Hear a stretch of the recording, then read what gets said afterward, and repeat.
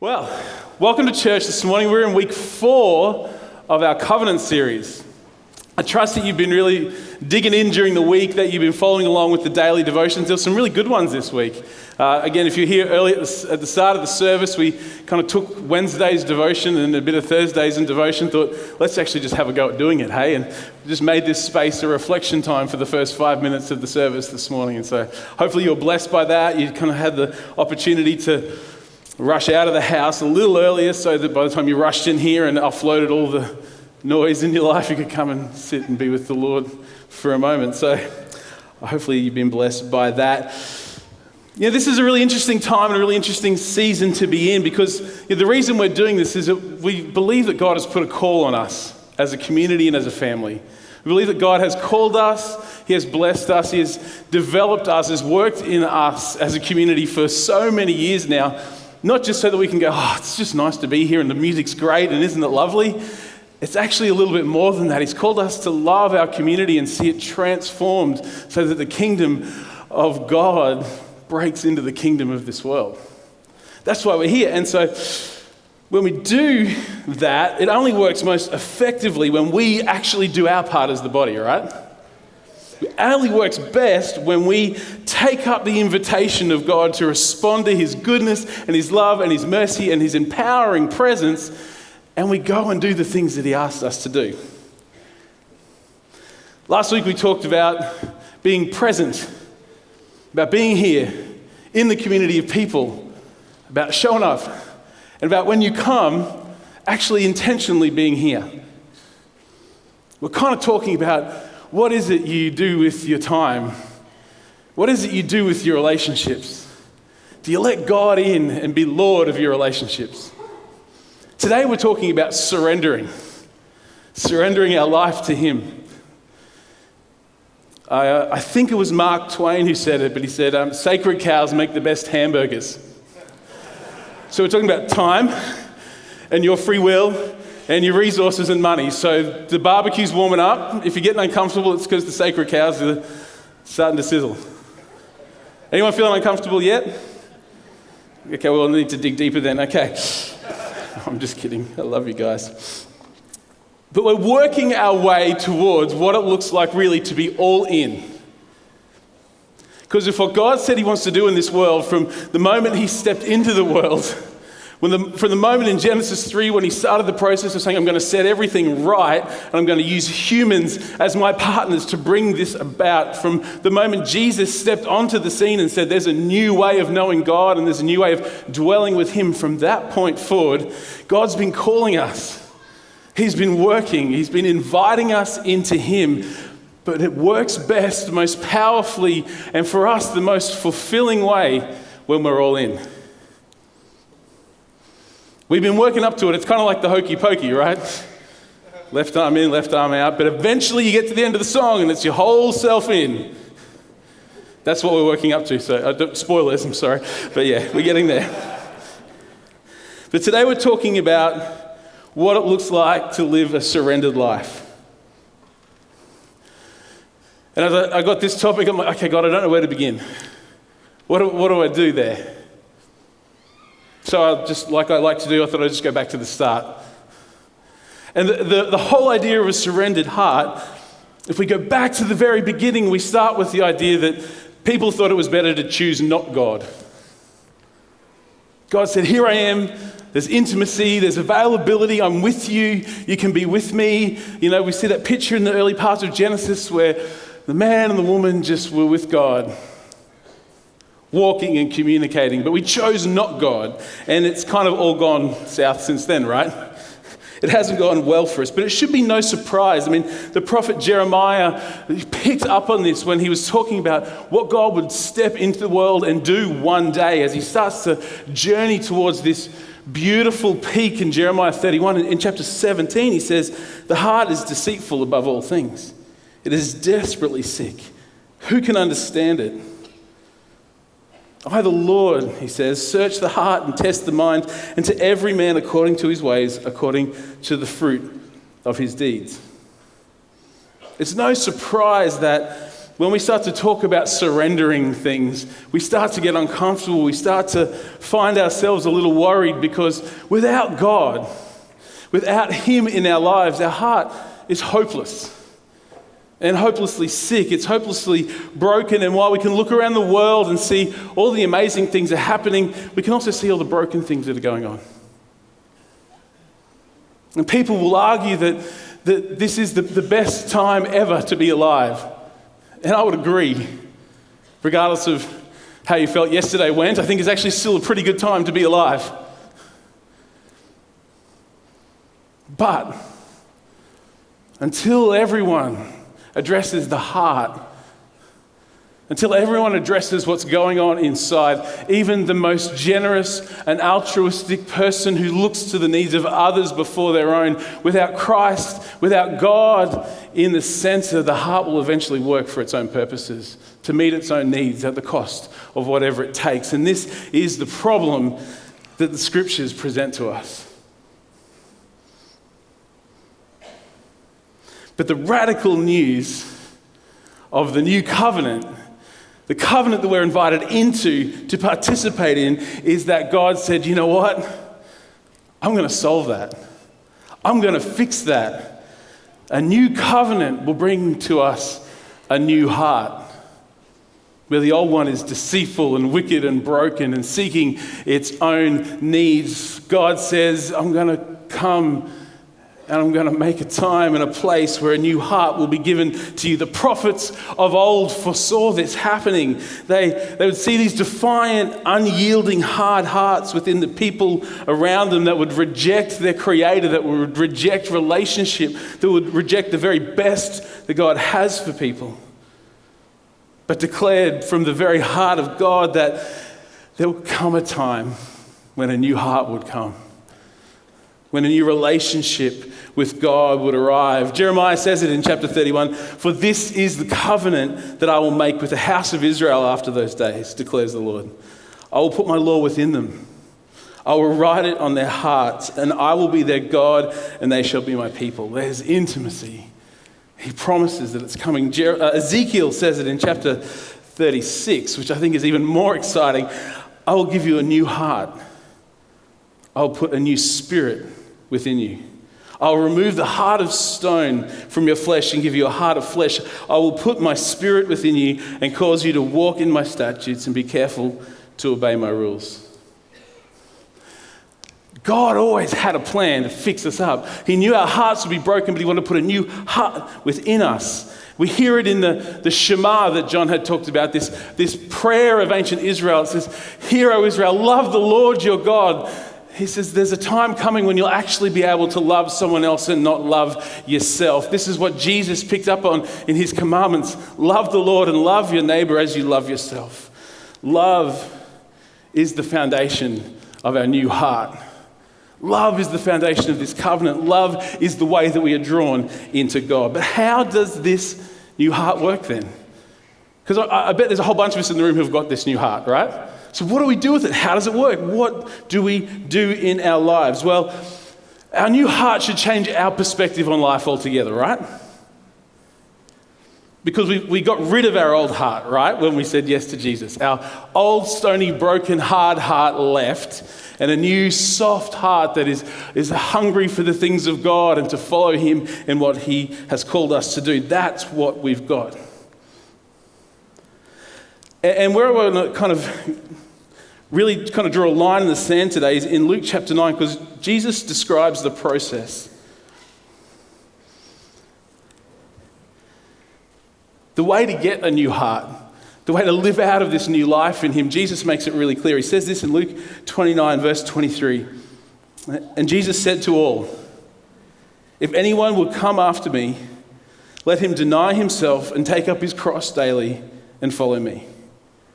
For whoever would save his life will lose it, but whoever loses his life for my sake will save it. For what does it profit a person if they gain the whole world and loses or forfeits himself?'" Jesus makes it pretty clear.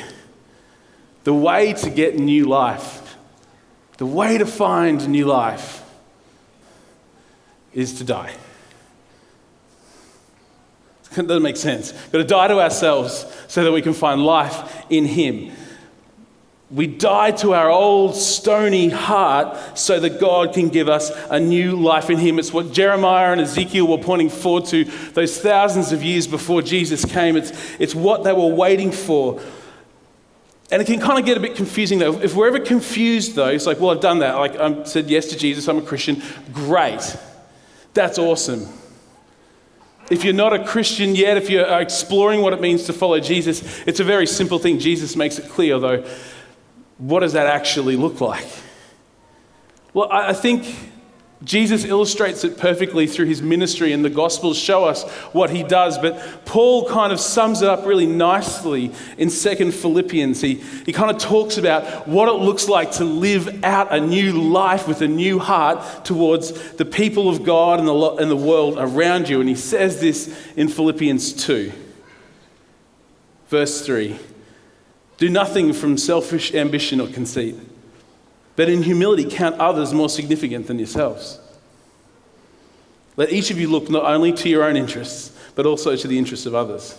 Have this mind among yourselves, which is yours in Christ Jesus, who, though he was in the form of God, did not count equality with God a thing to be grasped. But he emptied himself. He took on the form of a servant, being born in the likeness of man, and being found in human form, he humbled himself by becoming obedient to the point of death, even death on a cross. See, a new heart in our lives, a new covenant that we've entered into, the way we live out the life of Christ for each and every one of us is we don't look to our own needs. We humble ourselves. Greatness wasn't something that Jesus strove for. It wasn't high on his agenda. He had opportunities throughout the Gospels to seize power if he wanted to. He had popular support. Everyone was behind him, but he didn't. He chose to be generous in his life to the point of actually dying. And we're talking about surrender, and I'm talking about this in that context because I'm hoping you're connecting the dots that a new heart in the new covenant is a heart that is not about itself, but about others. It surrenders itself to others. I think a really practical illustration of this, which still boggles my mind, is probably the life of Jonathan, the son of King Saul. If you're doing the devotions this week coming, you're going to spend a bit more time dwelling in this story, but I want to kind of preview it a little bit before we get there, because we get in 1 Samuel, about chapter 18, we meet Jonathan, the son of King Saul.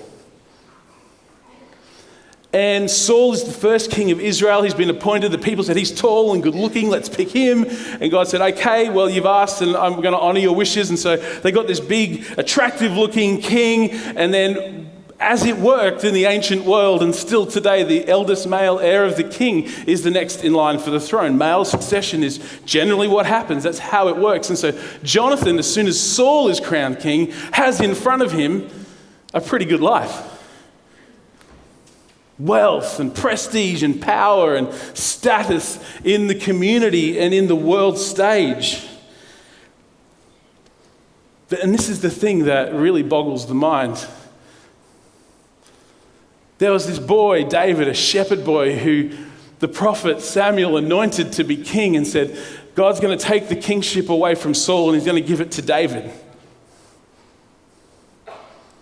And I think for most of us, if we were in that position and we were Jonathan, we'd be like, security, take him out. We need to shut down this David guy. He's going to take my job. He's threatening my position and my power and my prestige. This David has to go. At the very least for us, we'd probably just go, oh, well, that's really good for him. It's too much. I can't go near that. But what does Jonathan do? Jonathan loves David as he loves himself. He has this relationship with the guy who's going to take his job, his power, his prestige, his fame and fortune, everything. And he covenants with him, says, I love you, I will serve you. I will take what is mine and give it to you. What? What? The entire security of his life, he's willing to just give it away. Sounds awfully like Jesus, right? Love your neighbor as yourself. Just so happens the neighbor is the one who's going to get your job. But this is what Jonathan does in 1 Samuel chapter 18. Not only does he say to David, I love you more than anything, I will submit my life to yours, but he says this. Well, he does this, and this is the key. He strips himself of the robe that was on him, and he gave it to David. And he gave David his armor, and even his sword and his bow and his belt. He gave David all of the signs of kingship and power and prestige and inheritance. He gave to David what was rightfully his. What an example and what a challenge. This is someone who didn't have the access to God that we have as a New Testament believer, where the Holy Spirit has come and we have the indwelling presence of God after that day of Pentecost. This is Jonathan, who just hears the words of God's anointed and responds, giving up absolutely everything he has. I mean, he had the opportunity to change his mind. Time and time again, in the very next chapter of 1 Samuel, David has to escape because Saul wants to kill him. And Jonathan and Jonathan's sister, who's also David's wife, helped David escape. They snuck him out of the house and lowered him down a wall. I mean, it would have been very easy for Jonathan just to let go of the rope. It's an accident. I'll be king. It'd cross our mind, right? It would cross your mind. As you sit there, maybe, would you sign over the power of attorney to your whole family's estate to someone just because you loved them and you're going to lose what you've got because you're just so convicted that you need to love and serve that person? That's what it looks like for us. It's the equivalent of that, of taking everything, my entire inheritance and fortune, and going, I love you, I'll covenant with you, I'll just sign it over. We would really need our heads checked. But that's how much David and Jonathan were committed to each other, and that's under the old covenant, and Jesus calls us to even more. That is exciting and terrifying all at the same time, but it's because for us, it's an example because our new heart is a surrendered heart. The new heart that's been put within us is a heart of surrender because we're designed to love. Human beings are designed to love, to desire, to be in a relationship. God made us that way. It wasn't right for us to be alone. He gave us someone else. He doesn't want us to be on our own. But real love requires sacrifice. Real love requires surrender. It's not really love if I'm not giving up something. We surrender our right to get our own way when we love someone else. We follow Jesus' example with the picture of Jonathan in our minds, that we don't look to our own needs, but we submit ourselves to one another humbly in love. Love requires surrender. But we do this because we've been invited, because God has already loved us. He's already made every opportunity for us to be loved by him. And so our love, our reciprocal love to him is an act of surrender. It's crazy. We give up our rights. Like, if you thought about it, the things we do for love. How crazy is that? Some of you are singing that song in your head now. The things we do. But that's right. We write songs about it. I would do anything for love. Love, no, it's everything. But in order to love someone else and to love them well, we've got to give up our rights. We've got to give up our preferences if we're actually going to love someone, really love them, not just have the appearance of affection. If I'm going to love my family well, I've got to change the way I do things. I've got to put priorities ahead of my own. I've got to surrender my right to spend my money the way I like it, and I've got to spend it on food and uniforms and all those other things that come with having a family. I've got to surrender the rights in order to love them effectively.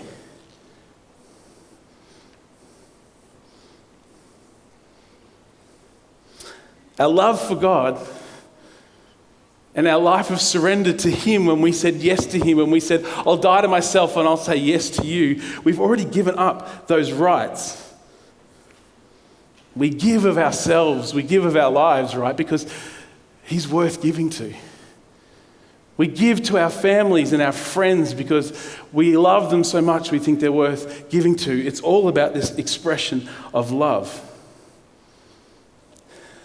But I think where we get unstuck, where it really starts to kind of fall apart a bit,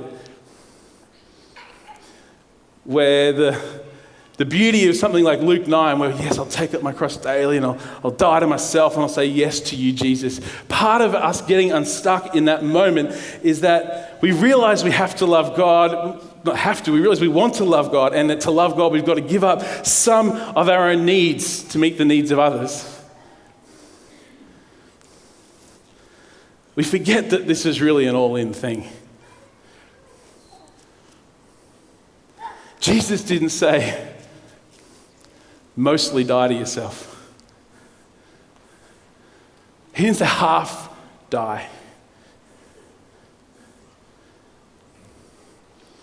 Some of us have been mostly dead all of our lives. But this is the point. When we don't actually go all in with God, when we don't respond to that instruction of Jesus in Luke where he says, die to yourself and I will give you life. If you lose it for my sake, you'll find it. We go, yeah, God, I'll give you like at least 50%. I'll go 51. You've got ownership. But we end up half dead and half alive and entirely miserable. Because we're trying to serve two masters. We're trying to serve our own life and serve what God's doing around us. But God reminds us, Jesus invites us freely, take up your cross. Every day, follow me. Because in that sacrifice, in that surrender, you will find life.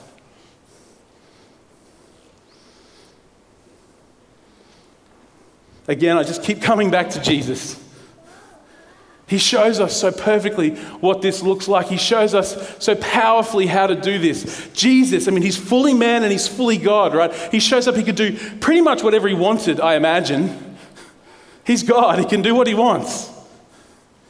And yet we get to John chapter 5 and Jesus kind of explains his worldview of how things work. And he says to the people listening, truly, truly, I say to you, the Son can do nothing of his own accord, but only what he sees the Father doing. For whatever the Father does, that the Son does likewise. For the Father loves the Son and shows him all that he himself is doing. And greater works than these he will show him, so that you may marvel. Jesus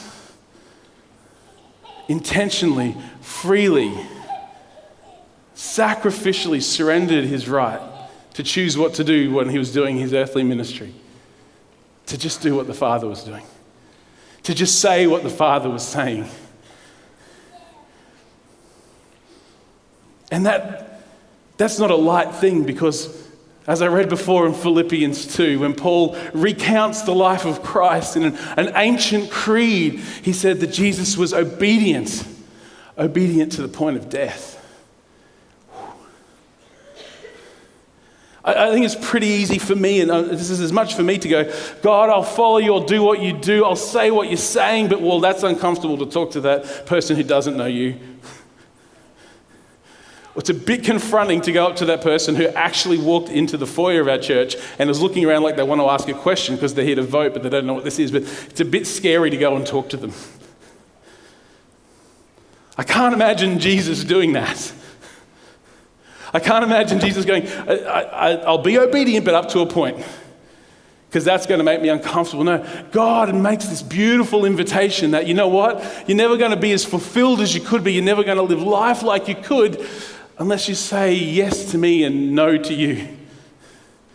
Because in saying yes to me, you will find something that you would never be able to find on your own.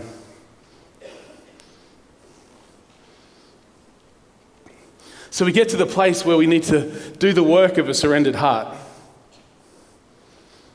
Jesus said, die and you'll live. Take up your cross, follow me.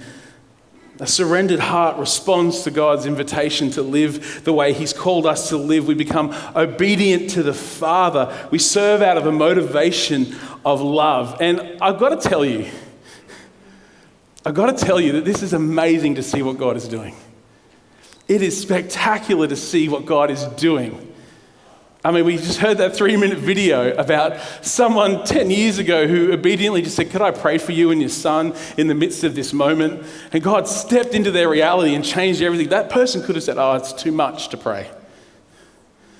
Day in, day out, we see people, you guys are just responding to God as you surrender your rights to your own choice and choose to follow Him. Wow, we're seeing God do amazing things. When people are arriving and within 3 or 4 weeks they've said, this is real, this is true, I'm giving my life to Jesus, and how can I pass this on? I'll come and do whatever it takes. It's happening. It actually works. It's so exciting. It's a really cool testimony is the fruit of God taking surrendered lives and just pouring them into others. That's why I hope you get excited about testimony, because it's what dead people do. Everyone that God uses has said, I'm going to die to what's convenient to me and I'm going to say yes to Him, and life is going to flood in that moment. That's how presence-based covenant community is designed to work. If I come in going, where are my needs going to be met today? Where am I going to get myself feeling good? Who's going to come up to me? I'm really upset. Why is no one asking me what's going on? We're missing the point. Penny and I do a lot of pre-marriage counselling with young couples, and the thing that actually excites us the most is when we get to sit down and we actually use that Philippians 2 passage, and it's like, if the two of you here, don't worry about your own needs, but do whatever you can to love and serve the other person's needs, both of you get your needs met. Both of you get fully loved. Both of you have someone whose entire life is pointed to, how can I help you feel loved? That's amazing, but we think that when we come here, it's not actually the same. We miss the point. God said it simply, seek first my kingdom. Seek first my kingdom, Jesus said. Everything else, I'll look after.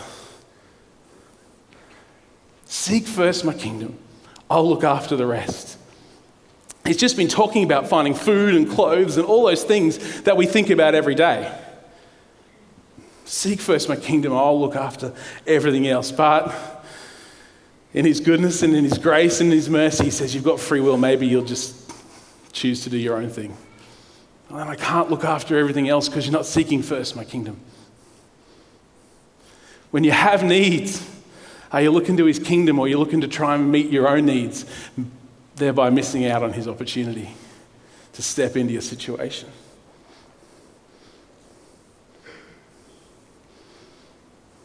If we spend our time looking after what God cares about, it gives Him space to step into our lives. And where this really lands for me personally, Paul talks about it in 1 Corinthians 6. He says, your body's a temple of the Holy Spirit. But actually, you are not your own. Your life is not yours. You were bought at a price. When we said yes to Jesus, He transferred us out of the kingdom of darkness into the kingdom of light. We've been bought at a price. We are no longer our own. Which is exciting and scary all at once. And for me, why I even talk about this is that I might have shared this before, and apologies if I have, but I was a few years back going through a whole lot of stuff, just internally, personally, smiling and nodding outside, but really wrestling with where the Lord had me and looking at all my peers and what they were doing in life and where they were going. And I was like, God, that's not fair. I was having a 40-something-year-old temper tantrum like a toddler going, what about me, God? It's not fair. I've been doing all this stuff for you. Come on. It's not fair. I'm sure no one noticed. I'm sure you could ask Penny. She wouldn't know I was miserable to be around. One day I was just in Scripture and just reading, and right at the end of John's Gospel in chapter 21, there's this little passage which is really interesting. Jesus has just been talking to Peter about feeding the sheep. He asks, do you love me? And Peter's like, I love you, so feed my sheep. And then there's this super weird little bit where it says, Jesus says to John, talking about Peter, Truly, truly, I say to you, when you were young, you used to dress yourself and walk wherever you wanted. But when you're old, you'll stretch out your hands and another will dress you and carry you where you do not want to go. I don't know, contextually, as Jesus says right after it, by this he was talking about the kind of death that Peter would die. But God just said to me in that moment, you know, when you were young, pretty stupid, flippantly approaching life, you could do what you wanted.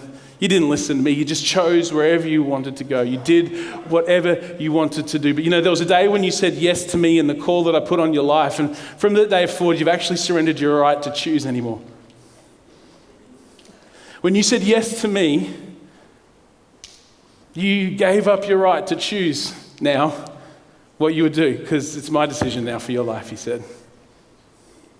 When you die to yourself and say yes to me, it's actually now my decision what you do with your time, with your energy, with your life. If you've died to yourself, then you said yes to me, and now it's my decision, not yours anymore. And after feeling about this big, feeling pretty embarrassed that I had such a little temper tantrum to the Lord, you know, I got up off the floor in the horrible puddle of mess that I'd left there, of just repenting and saying sorry and saying, God, I just want to give you back my life where I've tried to take it off you, where I've tried to choose for myself what I've done, and said, God, what is it today? And I'm not perfect at it every day, and every day I'm aware that I have to take up my cross again and die to my desire to make decisions for my own life. But the truth is, I've never felt more fulfilled than when I said yes to him.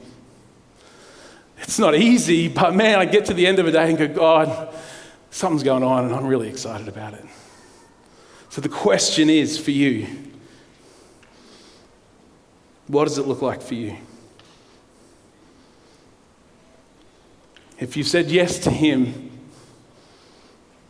you've actually forfeited your right for you to choose anymore. It might be hard, it might be frustrating, it might even take everything in you, it might even cost you your life. But we need to trust that if we're obedient to him, he will see to every one of our needs.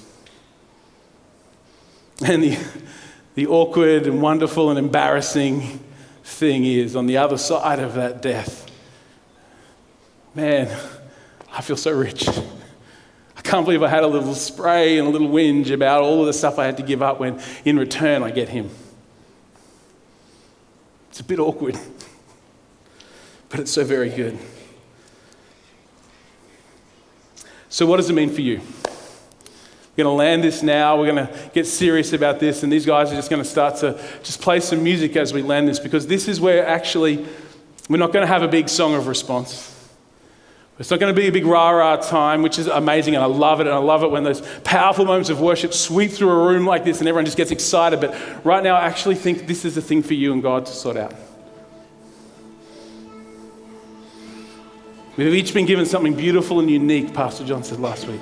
Something to contribute to community. We can't be us without you being you in this place and in this community and in God's call for you. The kingdom, while it glorifies God, we as his kingdom people are a little bit lost without you being you. That's the invitation and the power. You know, a Sunday doesn't happen unless people have surrendered their rights to sleep in. Sunday doesn't happen unless people surrender their right to stay in and worship as long as they want, and they go and make coffee and they go and usher you in and out and they answer your questions and they pray for you. This doesn't happen unless people surrender themselves. But the amazing thing is, the beauty and the power of God is that when we say yes to him, we stop having to ask the question, God, should I serve?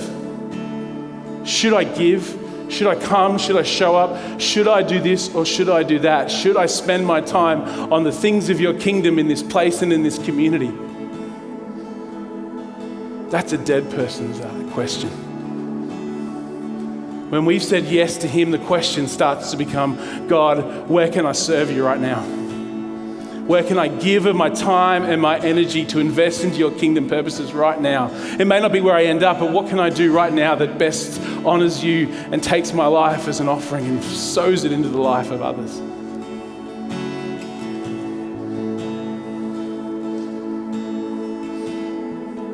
It's not me asking. It's not John or the pastors asking you to give your time and show up and serve at a church service or in a ministry during the week. Jesus is asking you, is your life mine, and will you listen to what I ask you to do?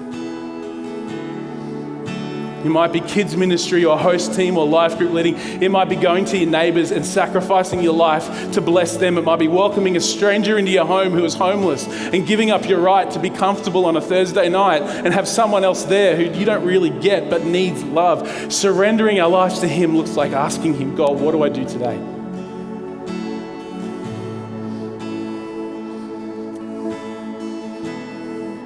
Not should I or shouldn't I, but what would you have me do today? You guys know there's a join the teen desk, there's pastors and ministry leaders all around who would just probably weep with joy if you came up and said, how can I best serve you right now? I'm sure many of you will do that today and during the week as you reflect on these devotions and in the life group studies. And that's the challenge that's in front of you for this week. But today, in this moment, that service starts with a surrendered heart.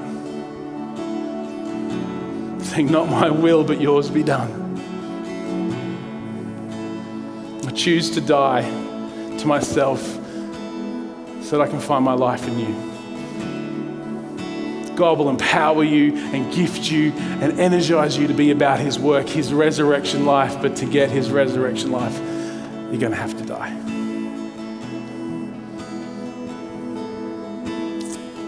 These guys are going to lead us in just a reflection time of worship for the rest of our service this morning. And so I want to challenge you to spend some time doing that business with God. God, what's going on in my life that I've not surrendered to you? What have I not died to yet that I need to so that I can say yes to you? Maybe today's the first time you've ever been at church and like, what is this guy talking about? Well, Jesus wants you to know that you can find life in Him. And if you're willing, if you offer your life to Him, He'll give you back His resurrection life. But for all of us, there's an invitation to surrender to Him.